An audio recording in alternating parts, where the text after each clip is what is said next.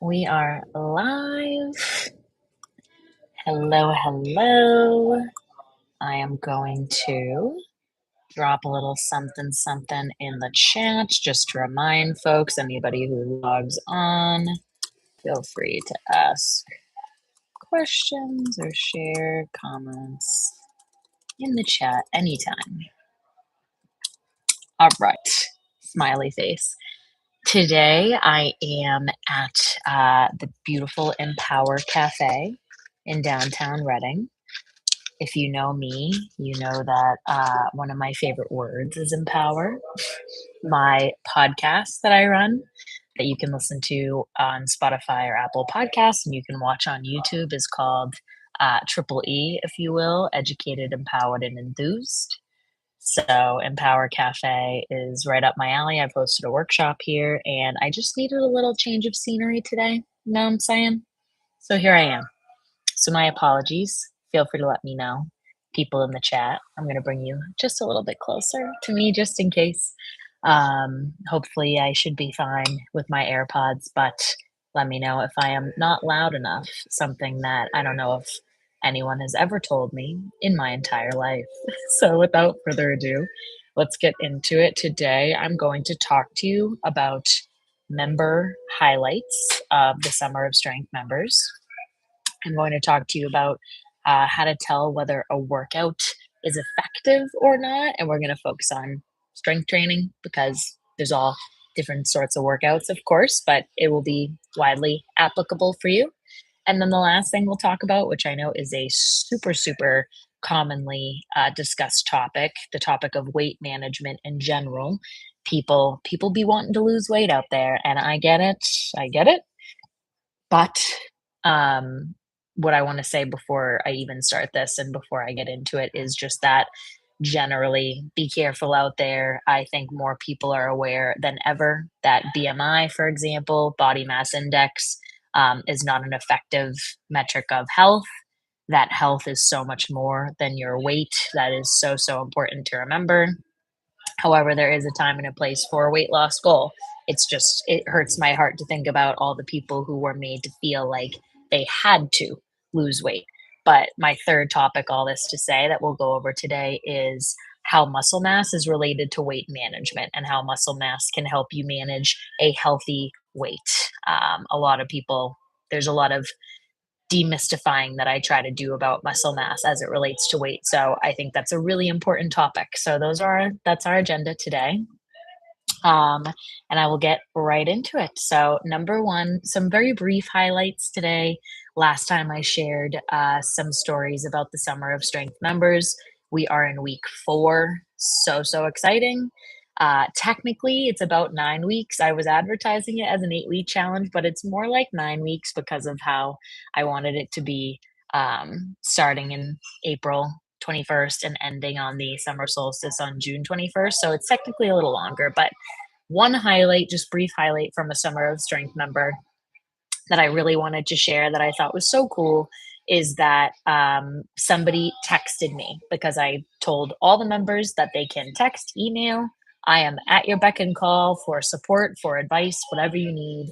Somebody texted me from Marshalls, I believe, and said, "Oh my gosh, I found adjustable weights, an adjustable weight set. Are these something you would recommend? Should I buy them right now? Is this good?" And they were literally in the store, and I was able to text them back immediately. And this is a person who was really afraid of starting strength training. They have never really consistently at all strength trained in their life.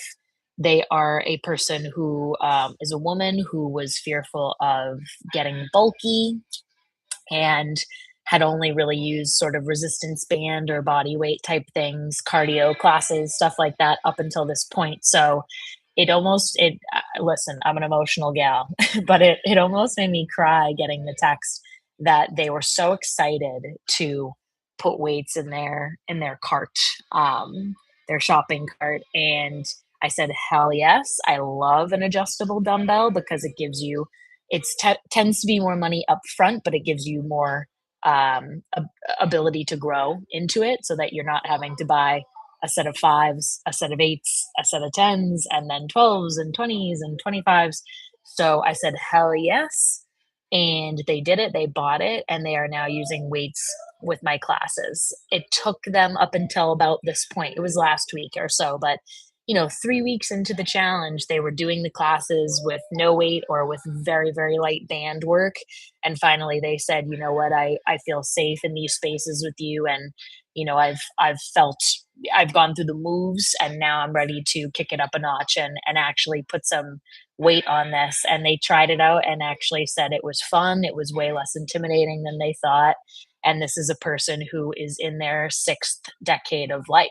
And it was their first time strength training. And I, as a 31-year-old, I respect and admire them so much for making that change at this point, being more than half my age, or the opposite, more than double my age, and getting to the point where they're excited to take on this new power, take the power back with their health. So the last thing I'll say about that person is that they have really struggled with their mental health. So there's so many barriers to overcome, and the fact that they have adjustable dumbbells and feel really badass doing their workouts is unbelievable. So that is my Summer of Strength member highlight. I am not going to share any other personal information or their name, but shout out to you. You know who you are. If you are watching this, you are amazing, and I'm so incredibly happy for you. Moving on to the first question that was submitted. They were two big ones, so I just lumped those two together for today. Again, if you're here live or watching the recording, feel free to add comments and I can come back to them or address them today if time allows. But the big question of how do you tell if a workout is effective is a bit of a doozy in terms of your mindset. Now, I don't want to invalidate anyone who has grinded for the sweat, for the soreness, etc. You are not alone. That is a common misconception. But what might blow people's minds is me saying that you do not need to feel sore and you do not need to sweat. That's right. You don't even need to sweat for a workout, a strength workout, to be effective. Based on very high quality research, we have found that soreness and level of sweat, level of calories burned according to your watch, which is not typically not accurate at all. Or I shouldn't say at all. I'm hating on the calorie counters. It's not accurate overall. We found that sweat and soreness are not associated with are not things that are statistically significantly associated with gaining muscle mass or maintaining muscle mass. You do not need to get to those points in order for a workout to be effective. Are you very often sweating because you're working hard? Hell yes. Are you often feeling, that burn of the muscle fatigue and maybe that post-workout soreness to different varying degrees? Yeah, very often. But usually, and I talked about this in one of our past challenge chats, something that's really important to note is that soreness that is excessive, soreness where you literally can't function in your day or it's lasting more than 3 days consistently, that is something to look out for, and something where if you're getting to that point, you should probably adjust the intensity of your workouts. That is probably not sustainable, might be keeping you in a higher stress state, and something that is not a badge of honor, but rather something that you should be really aware of and take precautions to avoid. Soreness when you're doing something brand new makes total sense. Soreness if you have gone up in weight and you're progressing makes total sense. But again, it shouldn't be excessive. It shouldn't be preventing your daily activities, and it shouldn't last days and days and days. So that's important to note too. But what you really need to know whether a workout is effective is knowing that you have gotten to the point where, for a given target muscle, you are feeling that true fatigue. In a given set, I always talk about a bicep curl because it's easy. If you're doing a bicep curl, that last repetition that you do should be slower because you feel a little stuck, almost like you can't get through the motion. It should feel like you are breathing heavier, and it should feel like you are unable to do 3 or more additional reps without sacrificing your form, using momentum, etc. Do you need to get up to that point? And again, we talked about this in previous chats. Do you need to get up to that point of true muscle failure every single set? No, but you need to get close. That is the goal. Muscle failure or just shy muscle failure within 30 reps. That is the secret sauce. Don't worry about calorie burn. Don't worry about soreness. Don't worry about your sweat level. Systemic fatigue, like full body exhaustion, is totally different than targeted muscle targeted muscular fatigue. Two totally different things. You could go to a boot camp class and feel like you are absolutely drained by the end, and you could have had no muscle gain from that experience. You could just be stressing out your whole nervous system essentially, versus doing an upper body lift and you're doing an overhead press or whatever it is, and all of a sudden you feel like I could not. Ooh, I'm struggling to even get through another repetition. I'm breathing heavier. You might be grunting. Do not be ashamed of the, muscle mommy grunt. It is a bad that is a badge of honor, is you working harder. But you get to that point where you just couldn't do another repetition. And then later in the day, maybe you're trying to brush your hair, you're trying to blow dry your hair, and you have a bit of jelly arms going on. That is how you know that the workout was effective. You also know that the workout was effective, achieving your goal of gaining and maintaining muscle mass and also maintaining your overall health. You know if the workout is effective if you can effectively recover from it. I'm kind of taking effective to a larger umbrella term, but me as the mental health queen, I have to note that it's effective if it is it's achieving your goal while also maintaining your overall health. So that's something as well that is really important. Can you recover from it? And is it impacting or inhibiting any activities in your day to day life? If not, and you're getting to that point of muscular fatigue and you've got a bit of jello arms, but you're good in a couple days, that is when you know you've absolutely nailed it.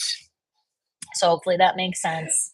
That is where I'll stop there. If you want to know about other types of workouts, cardio workouts, more like burn Pilates style things, balance, whatever it is, if you want to know whether those are effective or not, let me know. But focusing on the strength training because it's the summer of strength after all. And then getting right into it's only 13 minutes in, but who knows how long I could yap about this, guys. Getting into my last submitted question for the day. How does muscle mass relate to weight management? I worded it in sort of my own words. Excuse me. Pardon me. I worded that question in my own words because I've received it in many different ways.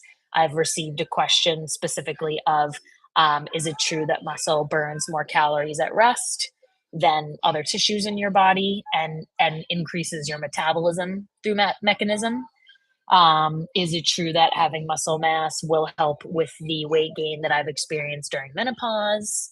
I've had people ask specifically, does lifting weights help me lose weight, lose fat mass, or is it going to make me bulky? That is a huge, huge question and thing that women in general are fearful of, which is very sad. Um, it's been asked in many different ways, and it is a super cool topic to me. Again, I will state once more that you do not inherently need to strive to lose weight or be as thin as possible. That is something that sort of societal pressure we've been battling against for centuries now. That is not a requirement. But is there a time and a place to, of course, in a healthy manner, want to lose weight for health purposes? Maintain a certain weight for health purposes, be conscious of your body composition. And by that, I mean the ratio of your fat mass to your muscle mass. All of that can be extremely healthy when you are approaching it with the right mindset, when your goal is not to emaciate yourself, and when you are appropriately fueling, appropriately recovering, and feeling as though that weight loss or weight management goal is not the end all be all for you controlling your life. So, with all those things being said, how is muscle related to weight management? At the very superficial level, it is true that muscle mass burns more calories at rest than fat tissue, adipose tissue is the same thing as fat tissue, connective tissue, all the other tissues that make up our body. Every tissue in our body, every material that our body is made up of, does burn calories, in the sense that tissues need energy to be maintained. So your whole body, being the amazing, amazing living, organisms that we are, we everything needs energy to be maintained. So even fat, which I think people are like totally blown away by this, even fat burns calories at rest. It's a tissue that needs to be maintained just like anything else. Muscle just happens to be a more complex, more energy demanding tissue. You can imagine, your fat has different roles that are really important, hormonal roles. But just speaking really simply, a lot of the fat in our belly or our bum, for example, is cushion. It's protective. So you can imagine like a protective cushion is not as complex as this fibrous band of muscle tissue that needs to contract and relax and get us through our day and produce force and et cetera, et cetera. Whether you're an athlete or just an everyday person, your muscles need a lot of energy, a lot of oxygenation to get you through your day. So at rest, muscle is burning more than fat. So if you are gaining muscle mass and typically behaviors surrounding that, very often, if you're trying to gain muscle mass, that probably means you're eating a ton of protein, which is really satiating. And maybe your cravings will be more balanced because muscle mass and different behaviors associated with it tend to be associated with more hormone balance, nervous system regulation, et cetera, et cetera. If you are maintaining or gaining muscle mass, you're probably doing other things that will reduce the amount of fat in your body relative to the muscle. So if you have more muscle tissue, then you have fat and other tissues, you will be burning more calories at rest. And therefore, maybe it's a little more easy for you to maintain a certain weight because no matter how we try, we cannot exercise ourselves into weight loss in isolation. We are victims to the law of thermodynamics, calories in, calories out. So it needs to be related to nutrition as well and other things. Take care. Have a good one. Bye, JJ. Bye, JJ. That's the dog associated with Empower. Had to say goodbye to him. Pardon me. Shout out to JJ. But so all this to say, that is true that you will burn more calories at rest with having muscle. But science has in fact shown that it is not as significant as we once thought. It is true, but that sort of piece of having muscle mass was really overblown. Oh, you'll burn so many more calories at rest when the science really shows that the difference is more marginal. But the indirect, guys, and I am nerding out here, listen. If you're watching this in the recording or if you're live with me, my God, stay with me here. I find this to be one of the most important things I could ever educate on. I can totally nerd out about this. The most important role, the most significant role that muscle has to play in weight management is not the burning more calories at rest, is what I'm trying to say. It is the indirect stuff, the indirect causes, or the indirect impacts that it has on our hormone balance that really, really move the needle forward for us. Again, I don't want to be misunderstood. You cannot just exercise yourself into weight loss. That is not what I'm saying at all. Nutrition has to be dialed in, recovery and stress management have to be dialed in. But picture this, right? I'm sure you are a person who knows someone struggling with diabetes, especially if you're a United States resident. I was going to say citizen. Doesn't have to be a citizen. If you live in the United States, you probably know someone who is struggling with diabetes or a metabolic disorder because it is so painfully common. And diabetes, I'm sure that you at least tangentially know, has to do with insulin and insulin sensitivity and insulin resistance. So, what is insulin, right? When we're eating something, let's say I ate a corn muffin, one of my favorite things in the whole world. There's a lot of carbohydrates in a corn muffin.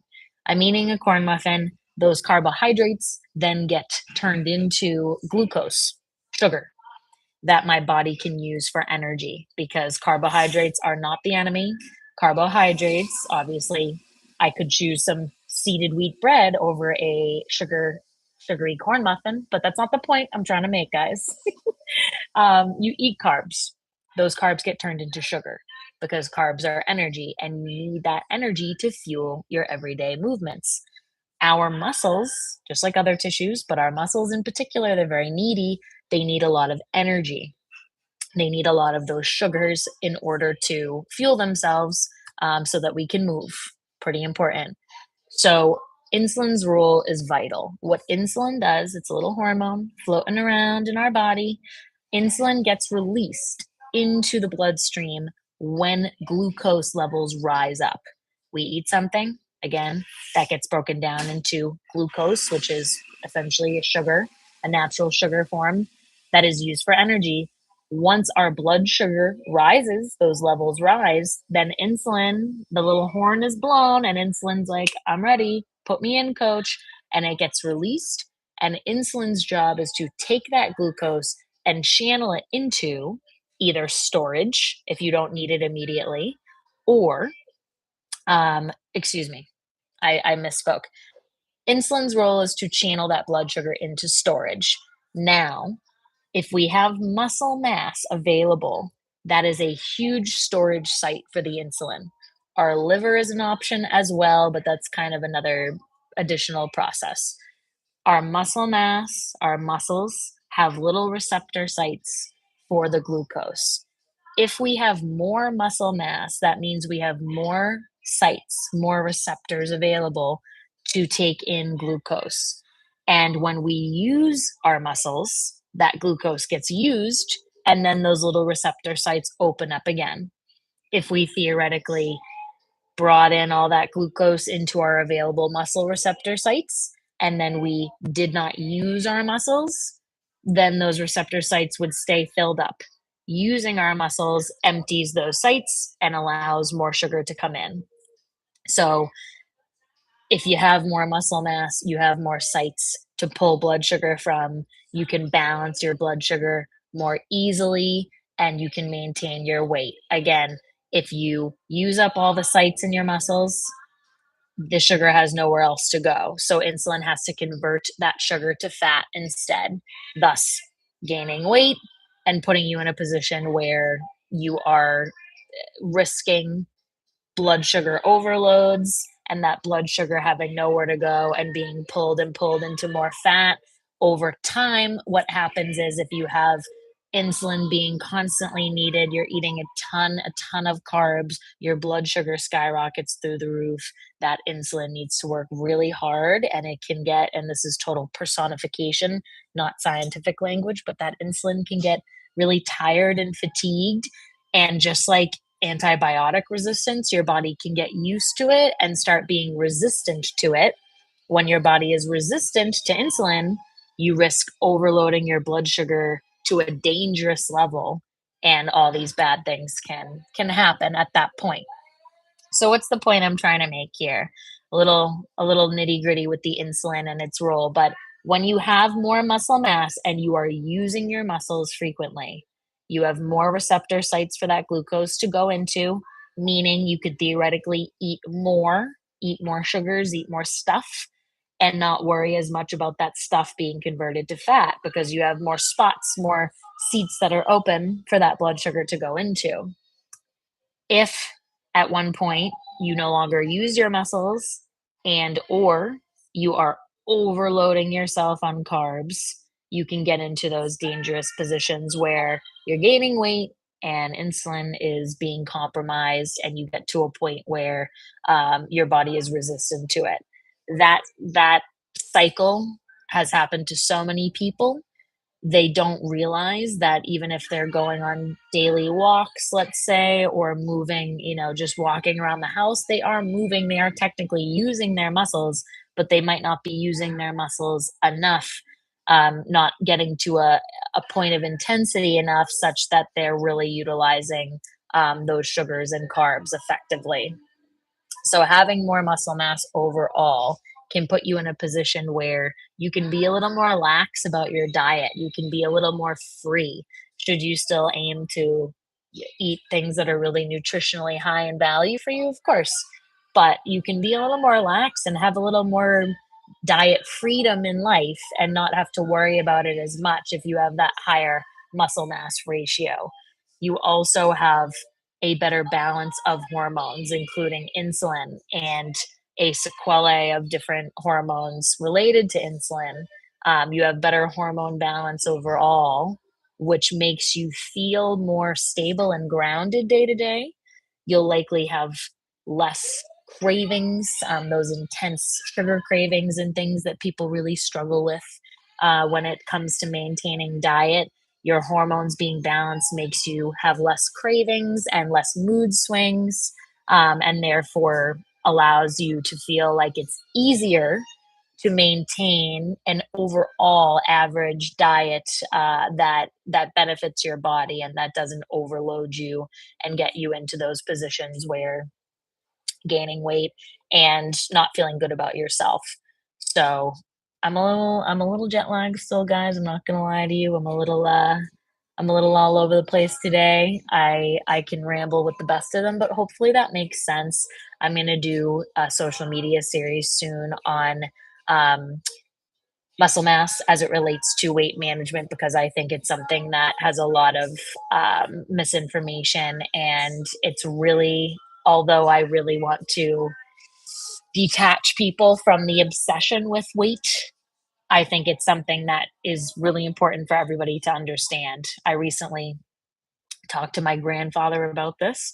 My grandfather is one of the best people in the world and somebody who has really struggled with weight for many years, who has struggled with diabetes for many years, congestive heart failure, all sorts of stuff. And he was blown away by the explanation of muscle mass. He told me that doctors have really only focused on weight, losing weight, instead of focusing on avoiding the wasting away of muscle and gaining muscle to help him with these symptoms. And if you look at the most popular books on the shelf these days regarding um, people in this space, people in the fitness and health space who are really honing in on the benefits of muscle mass, you will see time and time again that people saying how tragic it is that our focus, we were, with all the best of intent, people's focus was on the wrong thing. People's focus was on the fat rather than the muscle tissue. The focus was on losing weight, primarily just with diet and, in sort of restrictive environments that don't focus as much on how difficult it is mentally for people to go through that process, and instead of empowering them with empowering them with muscle mass and the ways to sustainably gain muscle mass and the behaviors associated with that might be a little more psychologically safe for them, and at the end of the day much more effective. So I hope that makes sense. If that resonates with any of you, let me know. I find it to be an amazing, amazing topic, and I am trying to promote maintaining and gaining muscle mass for a million different reasons for the benefit of your overall health. So you can have a long, happy, functional life and not be destined for frailty and disease. I want everybody to be as happy and healthy as possible. That is my main goal always.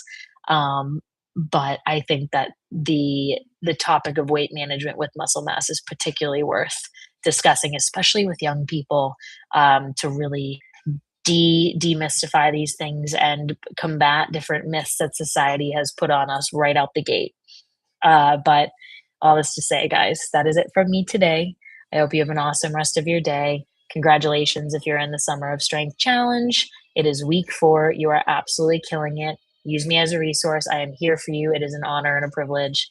Have a beautiful, beautiful rest of your Monday. Bye.